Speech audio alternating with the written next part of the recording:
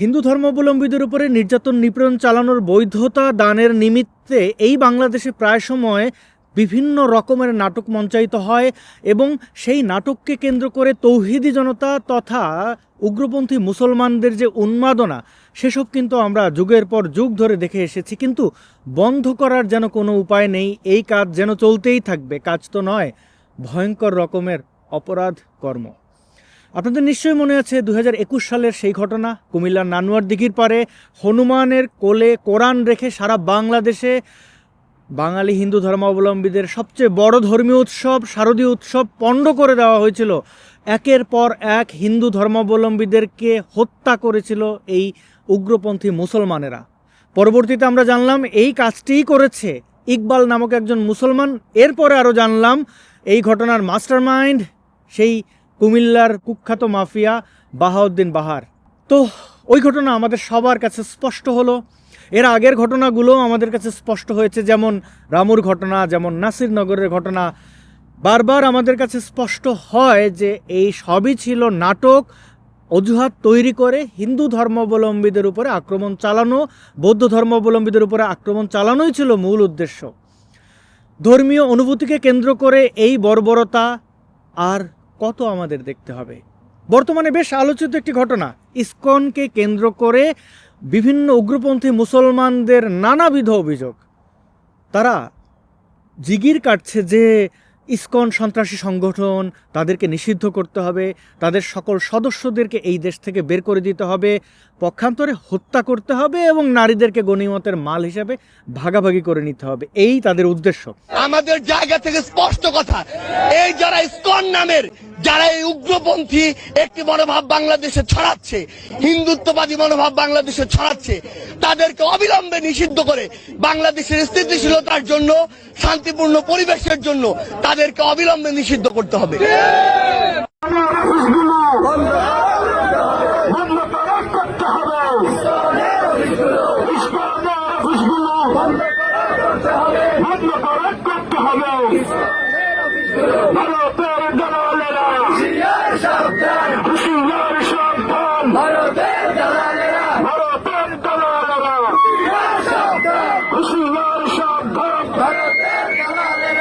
তো সম্প্রতি এই যে মুফতি মহিবুল্লাহ মিরাজি, 60 বছর বয়সী এই ব্যক্তি বেশ কিছু অভিযোগ সামনে আনলেন যে তাকে অপহরণ করা হয়েছে। দেশকাল নিউজের এই আর্টিকেলটি যদি পুরোটা পড়ি তাহলে বুঝতে পারবো যে এই মুফতি মহিবুল্লাহ মিয়াজি যা কিছু অভিযোগ করেছে তাও ছিল অন্য সকল ঘটনার মতো নাটক।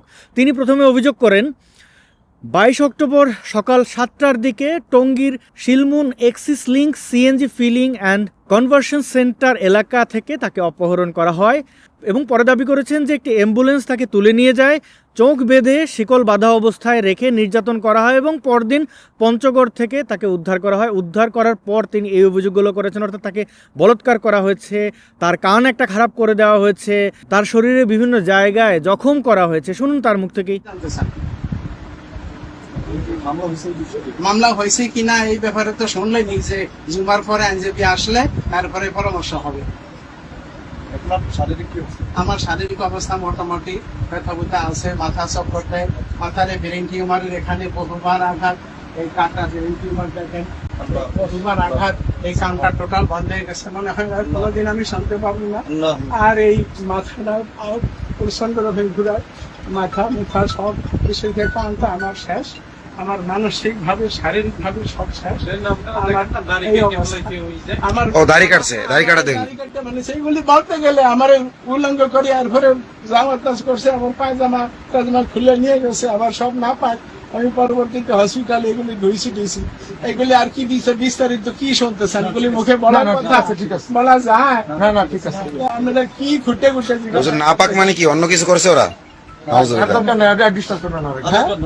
হুজুর নাপাক মানে কি অন্য কিছু করছে?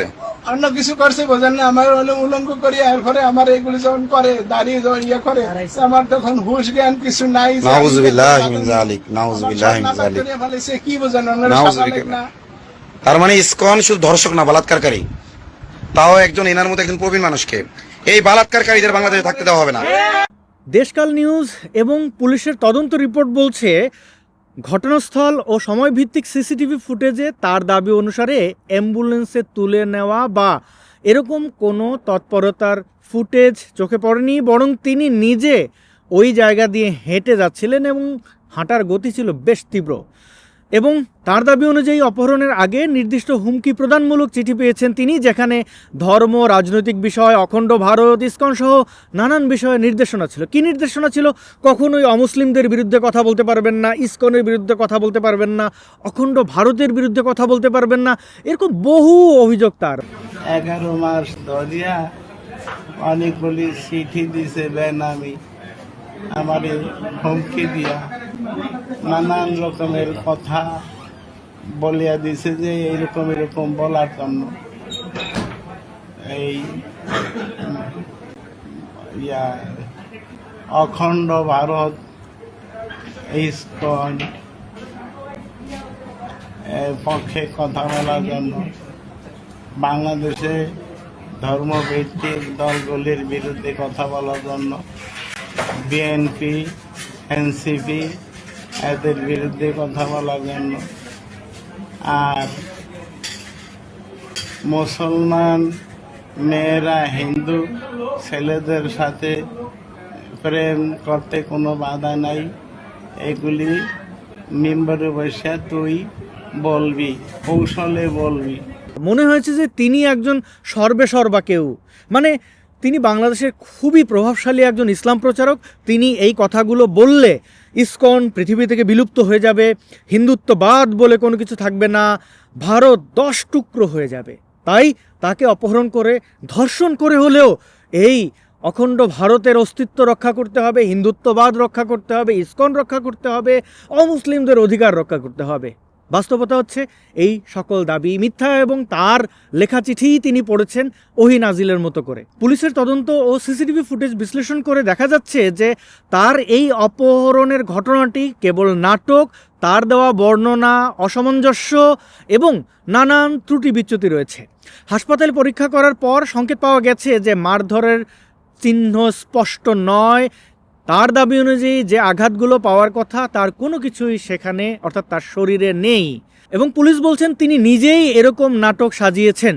আমি হাঁটতে গেছি, হাঁটতে যাওয়ার পরে আমার মাথায় আসলো যে আমি চলতে থাকি, যাই কোন দিকে যাই বলতে পারি না। এক পর্যায়ে আমি অটো পাইছি, অটোতে উঠছি, মেরের বাজার নামছি, নামিয়ার পরে মনে চাইলো যে আমি আমার ওই জয়দেবপুর যাই, সিএনজি দিয়া জয়দেবপুর গেছি।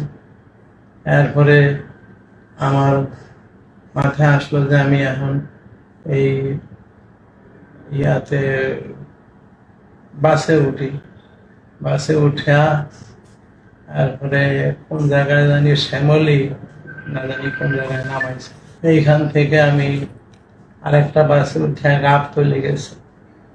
ওইখান থেকে আমি মনে চাইলো যে আমি টিকিট করি, কই যাবো, আমার খেয়াল হলে যে আমি পঞ্চগড় যাই।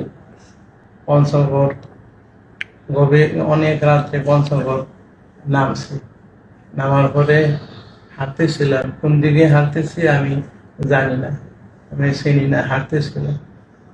এক পর্যায়ে আমি দেখি যে পঞ্চগড় জেলা প্রশাসকের কার্যালয়, তারপরে পুলিশ লাইন্স, এগুলি হাইটে পার হয়ে গেছে।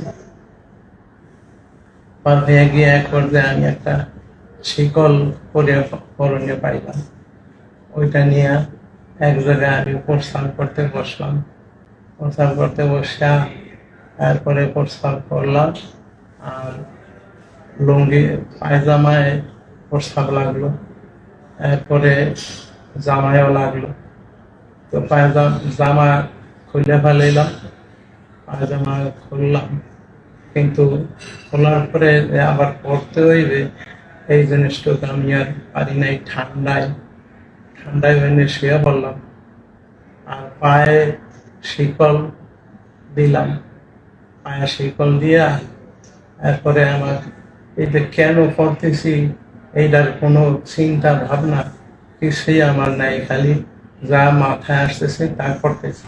তো মাওলানা মহিবুল্লাহ এখন বলতে চাচ্ছেন পুলিশের উপস্থিতিতে এবং পুলিশের হেফাজতে 6 ঘন্টা থেকে বলতেছে, বাবা আপনারা যারা আসছেন আমার জন্য আপনারা লাইভ টেপ করেন না, আপনারা বাড়ি চলে যান। আমি পঞ্চগড়ে গিয়েছিলাম, আমি নিজেই গিয়েছিলাম, আমি স্বেচ্ছায় গুম হয়েছি, আমি নিজের পায়ে নিজের শিকল বাঁধছি। এই ধরনের কথাবার্তা সে বলতে শুরু করলো। তো আমি কিছু প্রশ্ন করলাম, তো প্রশ্নগুলো সদুত্তর উনি দিতে পারেননি। আমি বললাম যে আপনি নিজেই গুম হয়ে গেলেন কি কারণে, মানুষ তো কোনো লাভ থাকবে। তো বলতেছে যে আমার মাথার ভিতরে এরকম কে জানি কইছে যে তুই এদিক যা ওদিক যা, আমি তাই গেছি। তো বললাম ভালো, সব গেছেন নাইলে আপনি, কিন্তু আপনি নিজে নিজে উলঙ্গ হলেন কেন? তো বলছে আমি উপরের পোশাকটা এমনি খুলছিলাম, পায়জামায় প্রস্রাব হয়ে গেছিল, তাই আমি পায়জামা খুলে ফেলে দিছি। এই যে পায়জামায় প্রস্রাব লেগে গেলে কি পায়জামা খুলে ফেলে কেউ, বলেন তো? আমি বললাম আচ্ছা শিকল আপনি শিকল দিয়ে নিজেকে আটকে রাখছিলেন কেন? বলছে ওইখানে পাইছিলাম আমি একটা শিকল, আর তারা একসাথে আমি পাইছিলাম। তো ঘটনা দাঁড়ালো মহিবুল্লাহ নিজেই এই নাটক মঞ্চস্থ করেছে যেন তার ফ্যানাটিক যে অনুসারীগুলো আছে, উগ্রপন্থী অনুসারী, তারা গিয়ে বিভিন্ন হিন্দু বাড়িঘরে হামলা করে এবং গনিমতের মাল হিসেবে বিভিন্ন জিনিস লুটপাটের ঘটনা ঘটবে এবং সে ভাগ পাবে। অপরদিকে ধর্মান্ধদের মধ্যে হিরো হয়ে দাঁড়াবে, এরকম ঘটনা আগে ঘটেছে না? আবু তোহা আদনান তার দ্বিতীয় বা তৃতীয় বিবির বাড়িতে গিয়ে বিশেষ মুহূর্ত পার করছিল। প্রথম দিককার স্ত্রী দাবি করলেন বা দ্বিতীয় স্ত্রী দাবি করলেন যে তিনি গুম হয়ে গেছেন, তারপরে পাওয়া গেল তাকে সেই ডেরায়, অর্থাৎ নতুন বিবির ডেরায়। এই ঘটনা নিয়ে সে আর কোনো কথা বলেনি। আপনারা 501 মামুনুল হকের ঘটনার পরে বলেছিলেন যে এগুলো সব সাজানো নাটক, তার কল রেকর্ড মিথ্যা। তারপরে মামুনুল হক নিজে স্বীকার করলো যে বন্ধুর বউয়ের সাথে বিশেষ নামাজ আদায় করতে রিসোর্টের 501 নম্বর রুমে তিনি গিয়েছিলেন। এবং দেলোয়ার হোসেন সাঈদী সেই কুখ্যাত রাজাকারকে চাঁদে দেখা গেছে এমন গুজব ছড়িয়েও কিন্তু একের পর এক হিন্দু ধর্মাবলম্বীদের উপরে নির্যাতন নিপীড়ন চালানো হয়েছিল। প্রশ্ন হচ্ছে এই ঘটনায় কি ইম্প্যাক্ট পড়লো? যা হবার তা তো হয়ে গেছে। বিভিন্ন জায়গায় হিন্দু ধর্মাবলম্বীদের হাতের রাখি বা হাতে থাকা লাল সুতো হোক, ছেলে বা মেয়েকে আইডেন্টিফাই করছে ইসকন হিসেবে এবং তাদেরকে বিভিন্নভাবে হেনস্থা করছে। দেখুন তার নমুনা। শুনেন, এখন কথা হচ্ছে ভাই, আপনি তো হিন্দু নাকি? আপনারা এটা কি সারেন দেখি, এটা সারেন,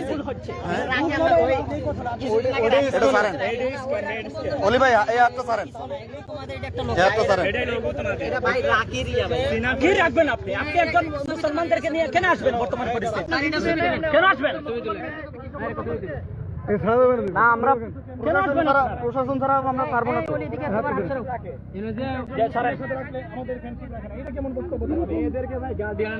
হ্যাঁ, আপনারা গার্ডিয়ানকে বলেন না, গার্ডিয়ানের নাম্বার দেন, আপনারা গার্ডিয়ানের নাম্বার দেন, আপনারা গার্ডিয়ানের নাম্বার দেন। না না, এটা কোনো ভুল না ভাই, এটা কোনো ভুল না, এটা আপনাদের একটা চক্রান্ত, ওষুধ চক্রান্ত, এটা ভুল না, এটা পরিকল্পিত একটা চক্রান্ত, এটা ভুল না, এটা ভুল না। তো ব্যাগটা রেখে দেন, ব্যাগে কি কি আছে? কিসের কাপড়? আচ্ছা তোমরা কোথেকে আসছো? তোমরা আসছো এখন কোথেকে?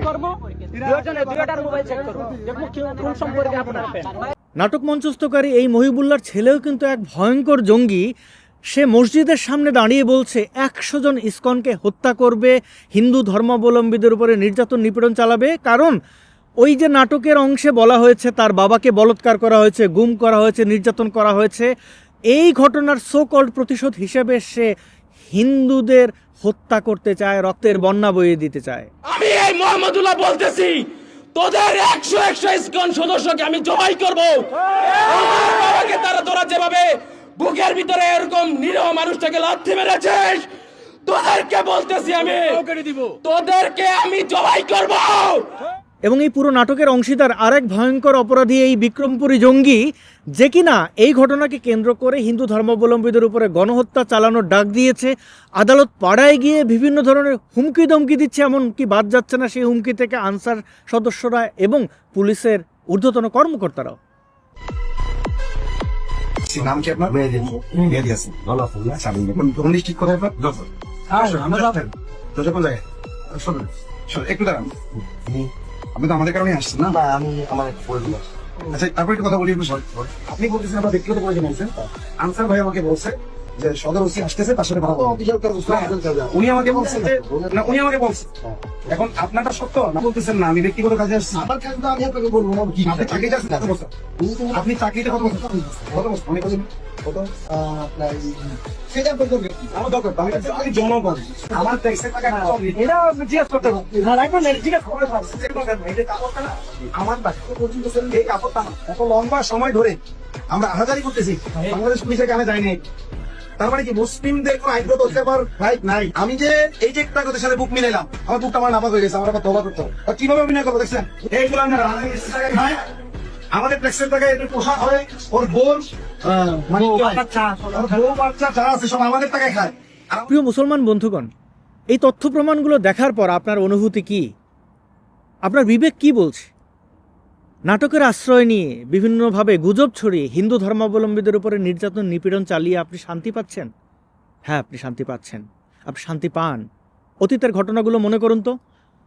এত এত ঘটনা বাংলাদেশে ঘটলো যেখানে স্পষ্ট হয় যে হিন্দু ধর্মাবলম্বীদের জন্য এই বাংলাদেশে টিকে থাকা প্রায় অসম্ভব।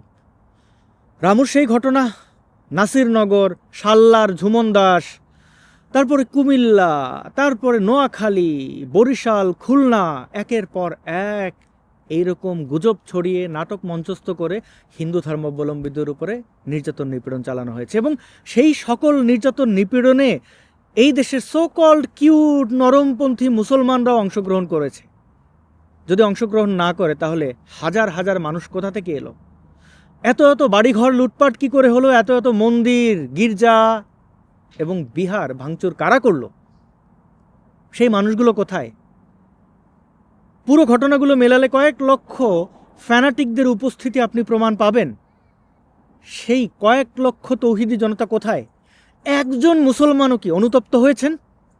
যারা ওই ভাঙচুর, হামলা, নির্যাতন নিপীড়নে অংশ নিয়েছেন তাদের মধ্য থেকে একজন মানুষ, তথা মানুষ তো বললে অনেক বড় কিছু বলা হয়, যে মুসলমান তৌহিদি জনতা, একজন তৌহিদি জনতা অনুতপ্ত হয়েছেন? বলেছেন ক্যামেরার সামনে এসে বা কোনো ব্যক্তিকে ব্যক্তিগত পর্যায়ে হলেও যে আমি এই ঘটনা শুনে আমার তৌহিদি চেতনা, তৌহিদি জজবা ফুটতে থাকে, আমি গিয়ে হিন্দুদের বাড়িঘরে হামলা চালাই এবং এটি আমার ভুল ছিল, আমি আমার ভুল বুঝতে পেরেছি, সেই ভিকটিমদের কাছে ক্ষমা চাইছি বা জনমানুষের কাছে আমি ক্ষমা চাইছি, এমন কোনো কথা, এমন কোনো ক্ষমার ভিডিও ক্লিপ আপনি দেখেছেন? ব্যক্তিগত পর্যায়ে কাউকে বলতে শুনেছেন? শোনেননি। শুনবেন কি করে? এরা তো প্রফেশনাল অপরাধী, এদের হাড়ে মজ্জায় লেগে আছে হিন্দু বিদ্বেষ। এরা হিন্দু নারীদেরকে ধর্ষণ করতে চায়, যেমনটা তাদের পূর্বপুরুষ 1971-এর ঘাতক দালাল সেই রাজাকার আলবদর আল শামস এবং তাদের পেয়ারে বাহিনী পাকিস্তানি মিলিটারিরা আমাদের এই বাংলাদেশের নারীদের উপরে পাশবিক নির্যাতন চালিয়েছিল। হিন্দু হলে তো কথাই নেই, ক্যাম্পে মানে যুবতী, কিশোর, কিশোরী কোনো কিছুই আর বাদ যায়নি। আজকে 2025 সালে এসেও একই ঘটনা দেখতে পাচ্ছি। রাষ্ট্রযন্ত্র ইউনূস সরকার কি করছে? একটা অপরাধীকে গ্রেপ্তার করেছে? করেনি। কারণ ইউনূস সরকার চায় হিন্দুদের উপরে নির্যাতন নিপীড়ন হোক। এই উগ্রপন্থী মুসলমানরা মনে করে এই দেশে শরিয়া আইন লাগবে, এই দেশে আল্লাহর আইন বাস্তবায়ন করবে এবং আল্লাহর আইন হচ্ছে এই ধরনের নির্যাতন নিপীড়ন। এবং আল্লাহর আইন বাস্তবায়নকারী কারা? এই মোল্লা মুন্সিরা, এই তৌহিদি জনতারা। তো সামনের দিনগুলো কেমন হবে? আল্লাহর আইন বাস্তবায়িত হবে, অর্থাৎ আফগানিস্তানের মতো, পাকিস্তানের মতো এই বাংলাদেশ থেকে অমুসলিম বিতাড়িত হবেন, তারপরে আহমেদিয়া আরও অন্যান্য যে সকল মুসলমানদের সেক্ট রয়েছে তাদের উপরে নির্যাতন নিপীড়ন, তারপরে হেফাজত জামাত মারামারি হবে, তারপরে চরমোনাই হেফাজত মারামারি হবে, ত্রিমুখী চতুর্মুখী সংঘর্ষ হবে, বাংলাদেশ গাজায় পরিণত হবে। এটাই তো চাওয়া। হ্যাঁ, যদি এটা চাওয়া হয়ে থাকে তাহলে চাইতে থাকুন। অমুসলিমদের কি করণীয়? অমুসলিমদের করণীয় হচ্ছে একটাই, ঐক্যবদ্ধ হয়ে এই অন্যায় অপরাধের প্রতিবাদ করা। আপনি সংখ্যায় একজন হলেও আপনি যতক্ষণ ন্যায়ের সাথে আছেন ততক্ষণ শির দ্বারা সোজা করে প্রতিবাদ করবেন। আপনাকে একটা ঘুষি দিতে আসলে আপনি আর একটা ঘুষি দেবেন না, আপনার বিরুদ্ধে এরকম নাটক মঞ্চস্থ করলে আপনি তার জবাব হিসেবে আর একটা নাটকের আশ্রয় নেবেন না, সত্যের সাথে থাকবেন। যা কিছু অন্যায় অপরাধ হচ্ছে সেসবের ভিডিও ধারণ করবেন, তথ্য প্রমাণ সংগ্রহ করবেন। আপনি নিজে কথা বলতে না পারলে যে কথা বলতে পারে তার কাছে পৌঁছে দেবেন। প্রিয় বন্ধুগণ, যারা এই বাংলাদেশে ভিকটিম তাদের কাছে অনুরোধ করছি, যত ধরনের মতানৈক্য আছে, যত ধরনের বিভেদ আছে, সব দূর করে এই ক্রান্তিকালে একত্রিত হন। সামনে ভয়ঙ্কর এথনিক ক্লিনজিং হতে যাচ্ছে এই বাংলাদেশে, যার সকল লক্ষণ সুস্পষ্ট। ঐক্যবদ্ধ থাকুন, কাঁধে কাঁধ মিলে আমরা এই অন্যায়কারী, এই অপরাধীদের থামানোর চেষ্টা করে যাই। চেষ্টা করে যদি ব্যর্থ হই তাহলে মনে করব ব্যর্থ, কিন্তু আমরা তো অন্যায় করিনি। অনেক ধন্যবাদ ভিডিওটি শেষ পর্যন্ত দেখার জন্য। অনুরোধ থাকবে, এই ভিডিওটি যদি আপনার কাছে গুরুত্বপূর্ণ মনে হয়, যদি মনে করে থাকেন অন্য কেউ এই বিষয়ে সচেতন হোক, তাহলে আপনি এই ভিডিওটি ফেসবুকে, হোয়াটসঅ্যাপে বা অন্যান্য মেসেজিং অ্যাপে শেয়ার করতে পারেন।